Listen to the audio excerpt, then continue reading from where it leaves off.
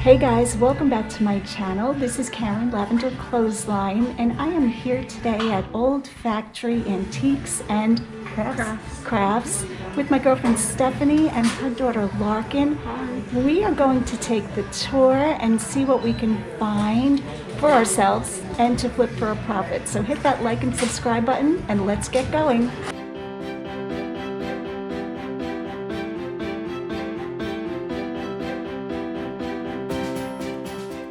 So I have never been to this antique center before, but when Stephanie invited me, I was thrilled. So thank you, Stephanie and Larkin, for inviting me along. Stephanie has a booth here. I think she's had it probably a little bit over a year, or maybe not quite a year. I think she rented the booth right before the shutdown, but she's doing quite well there, and this is a great place. So we're starting out with a craft vendor who makes these adorable little mice, really sweet, and even though that's not really antiquing, I was just mesmerized by these.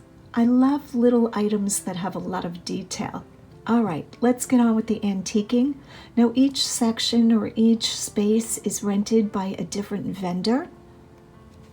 So depending on who the vendor is, you get to really see their taste and what items they like to sell or find.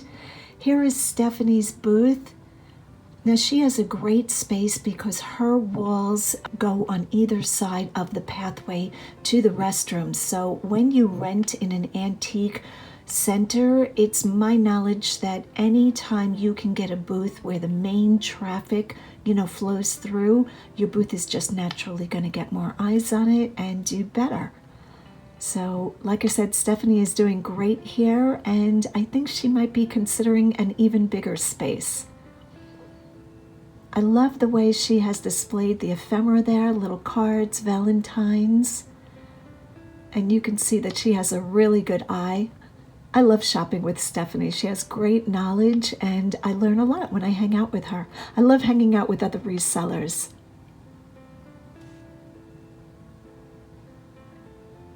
So she does change her booth for the seasons or the holidays, and I really like when a booth changes. If I go to an antique center, or a thrift center, I like when things are changed. I don't like to see the same things on the shelves all the time. Here's a little vintage puzzle.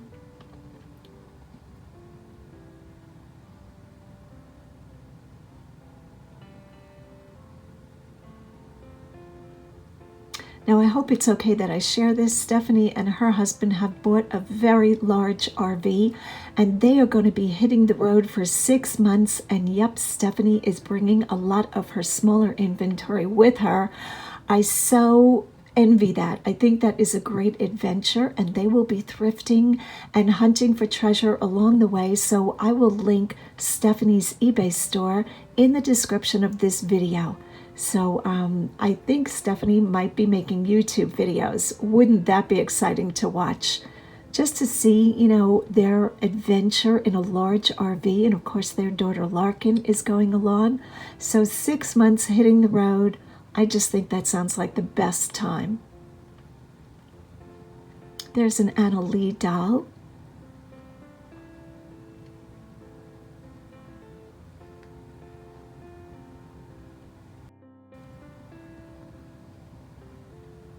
I think I have one of those music stands somewhere. If you guys watched one of my videos where I hunted in my daughter's house, some of her outbuildings, I found a black one of those, but Stephanie's is painted white with gold. Really pretty.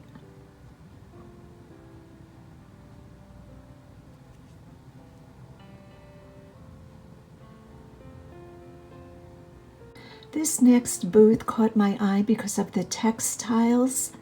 This vendor had some different tapestries and rugs, and just a very cool vibe going on in this booth. It kind of reminded me of like World Travels. Love, love, love, triple love those pillows. I thought the quilt was amazing. Here's some more, I'm going to call it Native American style rugs. Now I don't know that those are original. I imagine those are remakes, but I could be wrong about that. As you can see from this shot, this booth is loaded. The whole place is loaded. Such a good adventure.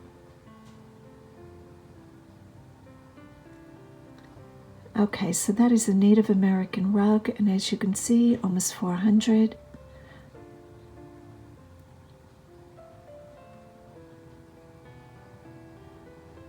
Here I'm doing the one hand hold the camera, one hand try to spread out the item so you guys can see. Beautiful aesthetic.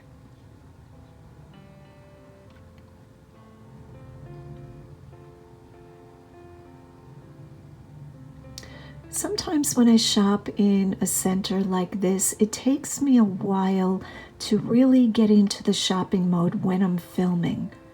It's a little bit hard when you're going into a place for the first time and you're figuring out, the different vendors, who your favorite vendors are going to be, and you're trying to wear a mask and hold a camera. I've shared that before, but I had a great time. And a big shout out to Larkin. Stephanie's daughter was so great. I could hand her something and say, Larkin, check out if this has any cracks or chips. So thank you so much for your help. She did look over quite a few items for me, and she let me know if something had damage. So it was great having an extra pair of eyes. I'm always attracted to eagles. I don't know that I've ever personally owned one eagle, but I really liked this, but it did have a chip or a crack on the end, so we left that behind.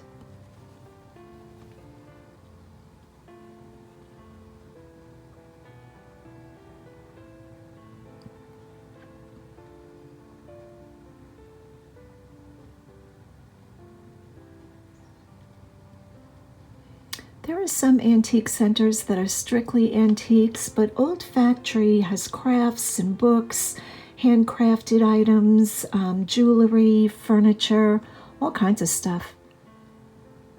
We both loved this vase, but it had quite a bit of damage, so neither one of us picked that one up. I don't know how Stephanie does it. Having a booth in a place, I would be shopping all the time, which I think most of the vendors do shop from each other.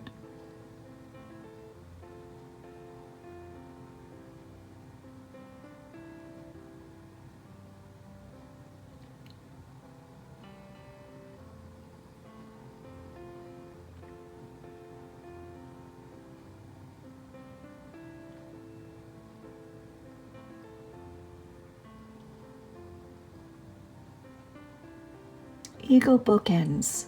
These things were so heavy. You could see I'm having a hard time just even lifting it. Now, $20 is a good price in my opinion if you're buying this for personal use. But $20 would be a little bit high. If these were 10, I would have taken these for resale. And there I dropped the tag off of it, which I do shut off the camera and go look for that tag and put it back on their item.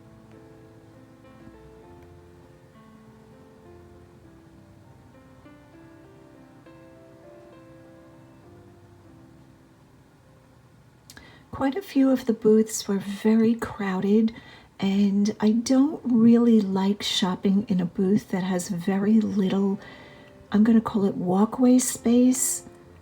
Because as you guys know, carrying a camera, and I always carry a large handbag, it's probably one of the detriments of the trade, schlepping all of your stuff with you.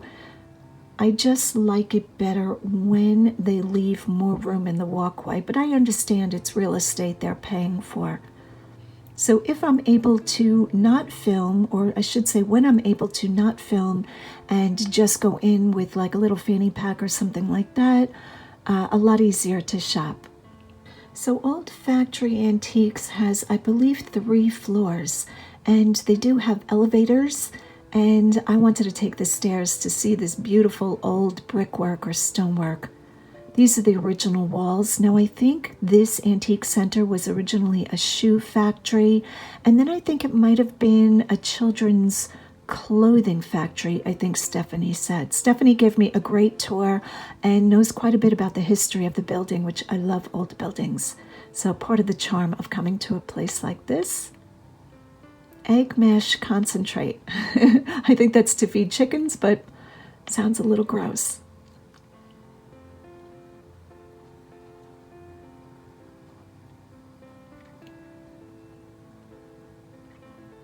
Here in Pennsylvania, I see quite a few of those crocks in these jugs. A lot of primitive style, country style, which is expected.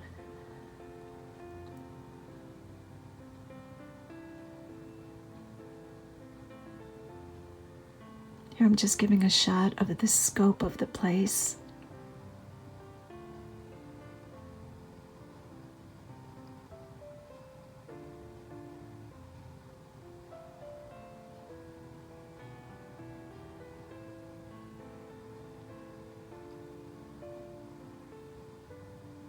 So here you see me holding a GoPro. I decided not to put it on my handbag and not to use the chest mount, because when I use the chest mount with my GoPro, it gives you a very wide angle shot, which is great, but I like to move the camera up and down for a place like this. So thankfully it does have some sort of gyroscope built in, because if we just relied on my shakiness, you would be quite dizzy.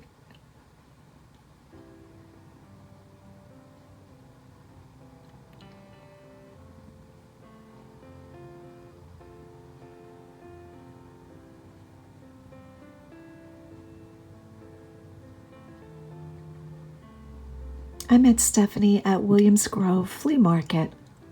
And like I said, she's a great wealth of knowledge for all things vintage, and she just has a really vast amount of knowledge, so I'm always learning something when I hang out with her.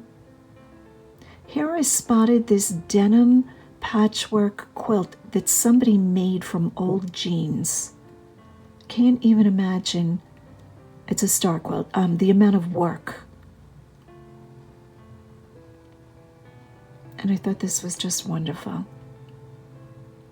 Here they backed it with like a real homespun country plaid material, you know, different materials. And there is the front.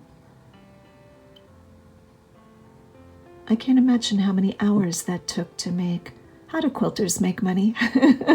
Do they not make money for their time? In our area, we have quite a few quilters. Gorgeous, just beautiful artwork. And some of the quilts do go for very high money. I've seen quilts for over $10,000. And in my opinion, if you have that kind of money, definitely well worth it. You know, that's something like that is an heirloom that's passed on from generation to generation.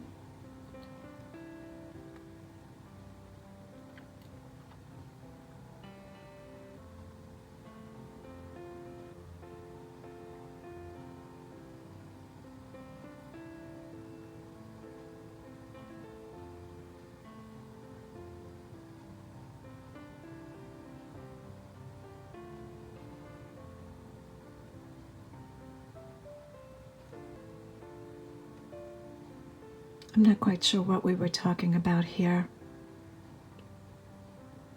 We not only look at the items, but we look and talk about how the vendors set up their booths.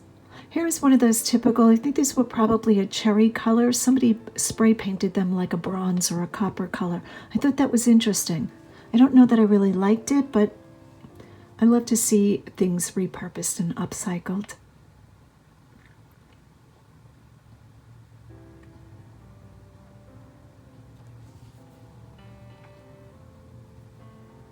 Okay, here I'm becoming mesmerized with how beautiful the floors are.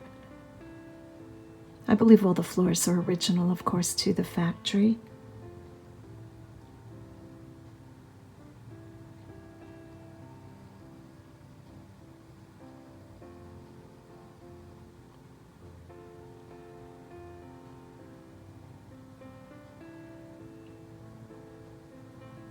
So for this little tour, I don't show you every booth, and I definitely don't show you all 3 floors in its fullness. I just really wanted to come here. For those of you who might still be at home, not getting out, I like to do these tours to give you that sense of shopping, if you're unable to shop, window shopping, and just giving you, a little tour of what the antique center is like. Can we talk about this table? How beautiful is this? I believe this gentleman is making this. So what does that say? A glass top table. I didn't know this was glass. I thought it was lucite, but very interesting. I really like that, and I thought the price was very good.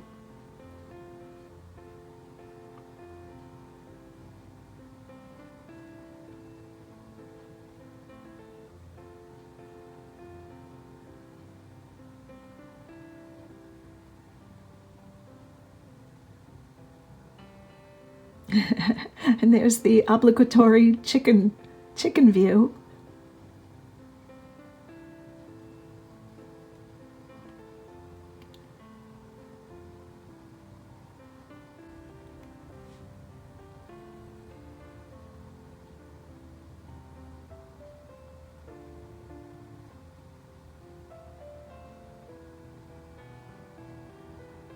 I think my favorite thing to look at is pottery. Out of everything that I find, out of everything that I, all the different genres and niches, I think pottery is my favorite. So anytime somebody has hand-thrown pots or vases, anything like that, especially if it's antique, I think if I had to pick one niche, maybe I would pick that. Not the easiest to ship. Okay, so maybe it's equal with wood items. I do love good wood. There I'm looking at 2 duck decoys. But if I remember correctly, these were not solid wood. I think these might have been reproductions.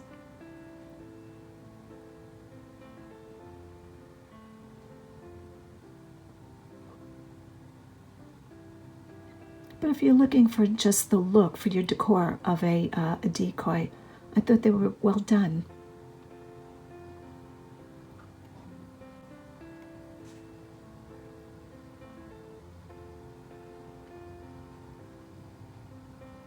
Here we stopped and had a whole conversation about all the different glass that's out there. The Carnival of Glass, Imperial Glass, Iridescent Glass, it just goes on and on.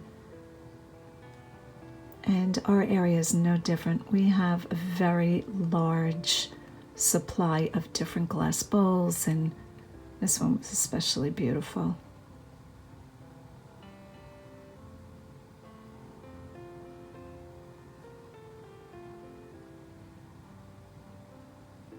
And little face cups.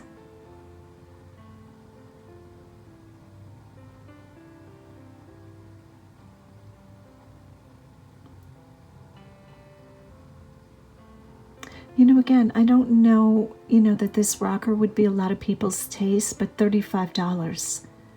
Look at the quality. I thought this was really, just a beautiful piece. So if you are, looking to expand your inventory sourcing, I would definitely suggest checking out different antique centers if they're the type of center that has booths that are rented out. If it's one company running it, in my opinion, those are much higher priced. But when I find this type of antique center, I'm going to call it, I do quite well. And I do pick up items. Now this day I only picked up 2 items. I will try to remember to insert the 2 photos of what I bought this day. But when I'm filming, very hard to shop, hang out with friends, talk, of course eat snacks along the way, and buy items. So I only picked up 2 items this day.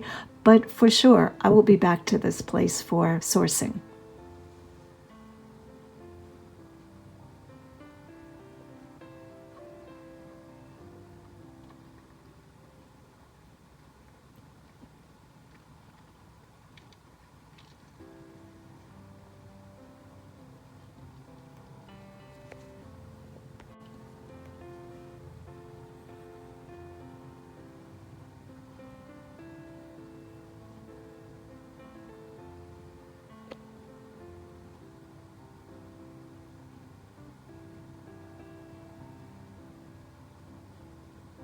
This space had a lot of newer items and a lot of handmade. This was more like the craft section. They did have other items mixed in, but a lot of it was, in this whole area of the building, was more like, I'm going to call it more contemporary, newer. And they did have a lot of crafts in this area.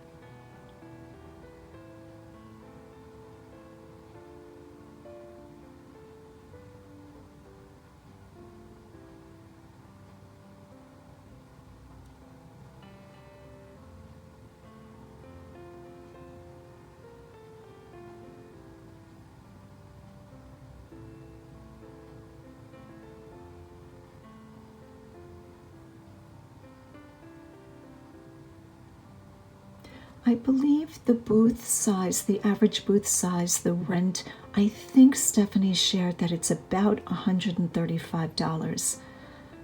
I could be wrong about that. That's what my memory says. So I don't think it would be that hard, I don't know, I could be wrong, to sell enough to make a good profit. But for me, I don't know that the work would be worth it of all the going back and forth and setting up a booth. I think for me, selling, unless it's bigger items, of course, selling, the regular sized item, I'm going to call it, would be easier for me on eBay, just to stay home and list it and ship it out. But obviously, people do quite well because a lot of these vendors increase the size of their booth and they're here for a long time.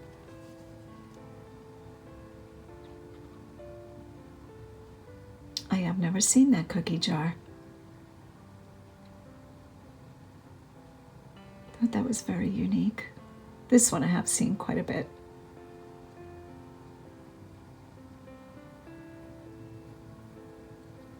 I really liked the way that this vendor used fencing as their backdrop. I thought that was very eye-catching.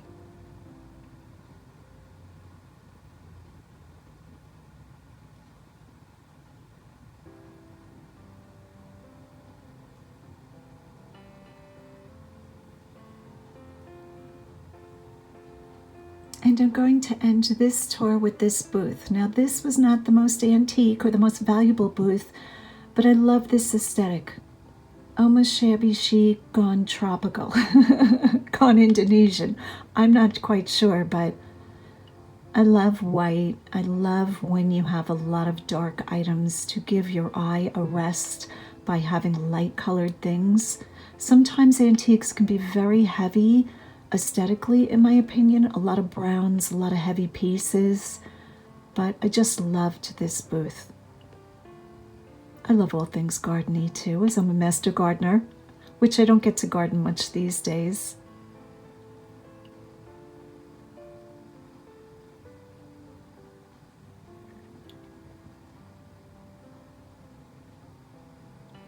Look at the colors. So cheery, so beautiful. I love the way that this vendor has mixed the old and the new together, kind of like a new take, on antiques, a new look. So pretty.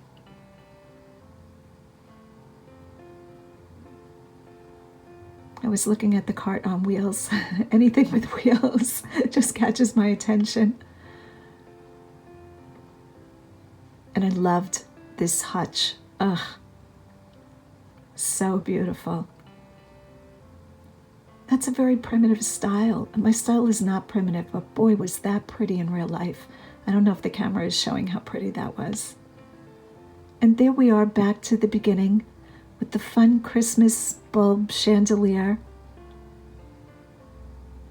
Thanks so much for watching. Stay tuned for another episode of High Profit Thrift Finds, where I share with you some items that I bought in at a very low price and got a really good profit. Some of it was already shared on Instagram and some of it might be new here. Thanks again, guys. Hit that like and subscribe button and go out and get what's yours.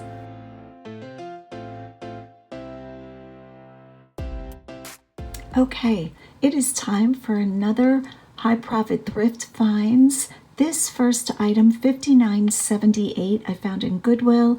It is IKEA Gruntel, I don't even know how to say that, and it was a wall shelf, drying utensil, towel rack, all the things, 4 rails. As you can tell, I wasn't quite sure of the original purpose, so when that happens, I do try to do research, but then I go ahead and put in all the keywords, and it sold. I believe I paid $3 for this.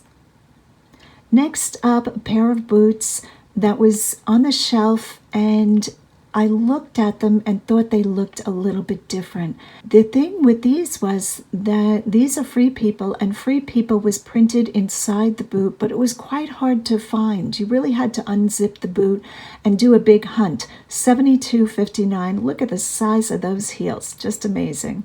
And I paid $7.47.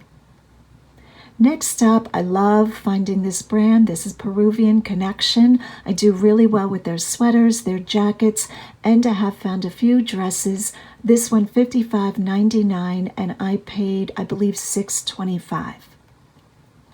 Next up is a vintage curly lamb's wool coat. I do quite well with curly lamb's wool. The next photo is going to be, hopefully it'll come out clear, a close-up of what curly lamb's wool looks like. $61.60, and for this coat I believe I paid $7.95. So here is a close-up shot. Now this has been lightened a lot so that you could see the texture, and this always gets a lot of attention. Here is a simple blouse, rails, and I've had this for quite a while, $44.52, but I held my price. And when you see that there's a funny ending to the price, like $52, that means that the item was on sale. I run sales in my store, a new sale every 48 hours, and usually anywhere between 15 and 40%. Here are a pair of boots, Pierre Cardin. These were, I believe, vintage boots. When I find boots like this, I go ahead and pick them up, and almost always they sell to an international buyer. I am shipping these either to Europe or to Japan. $51.48. I paid $7.47. I believe that these went to Norway. Here is a beautiful rug. I think I caught this in a Shop With Me video. $148.85. It's that Southwestern Aztec look that sells these rugs, and I believe I paid $4. Next up, I recently showed these and talked about these. Ballard Designs is a great catalog, really beautiful, higher end home decor, $42.25, and they were pre-owned. Here is Helly Hansen. I think we all know this name. I go ahead and pick them up. Ski pants or snowboard pants when they're in good condition, $46.20, and I paid $4.25. Okay, Dr. Scholl's. I'm still picking these up, but only if I can find the older ones and the ones like made in Italy. Always the wood, never the plastic ones. $35.99, and I paid $4.50. Here's just a Brighton bag, a little crossbody, $50.70. So in some instances, Brighton does not do well for me, and other instances, it can bring very good money. All right, this Coach medallion necklace is one piece that I listed out of the Thread Up jewelry boxes. I have not listed the rest of those boxes because those are the items that I have decided to hold on to in case we go into a shutdown. I really don't ever have a death pile, but I felt keeping 2 boxes of jewelry was okay. This teak tray I've had for quite a while, just beautiful, $45.50, and truthfully I've had it so long I don't remember what I paid. I'm going to guess a couple of dollars. Here is an art print. Again, I haven't had this long. Maybe had it for, I'm going to say probably 2 weeks. $85, and I listed it with local pickup only because it was glass and it had a frame. And the buyer was in Ohio, so the buyer contacted somebody that he knew that lived about 40 minutes from me, and we did the pickup that way. Now, right now, eBay for local pickup has come up with a great system. When the buyer purchases and pays, eBay sends them a code, and then when you meet up with the buyer, you get the code to put in to show the item is picked up. It's also a scannable code, so either way, it shows that the buyer has picked the item up, which is great. this little olive oil bottle couldn't have been more than maybe 10 inches, probably a little bit bigger than a water bottle. $36 and just beautiful. I loved this bottle. All right, here is vintage Mary Frances.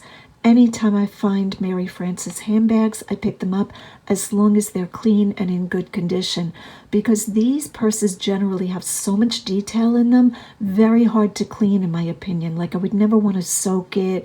You know, if it had stains, I would probably pass on it. $46.88.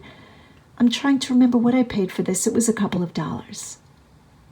Okay, this is Marmot.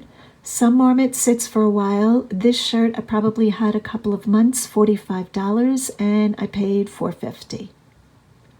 Here is another Mennonite dress, $29.16, and I'm trying to remember what I paid for this. I bought this in, I think this was in a Goodwill up in State College, which is a good over an hour away from me.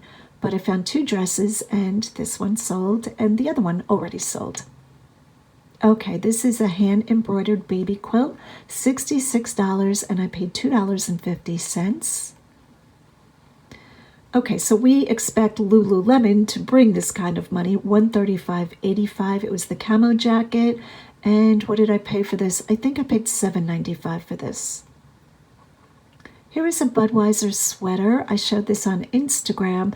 I didn't even have to run a comp on this. The minute I see something like this, in my cart it goes if it's in good condition. This one was in gorgeous condition, and it brought $88, and I believe I paid $5.25. So that is another episode of High Profit Thrift Finds. Thanks again for watching the video. Go out and get what's yours.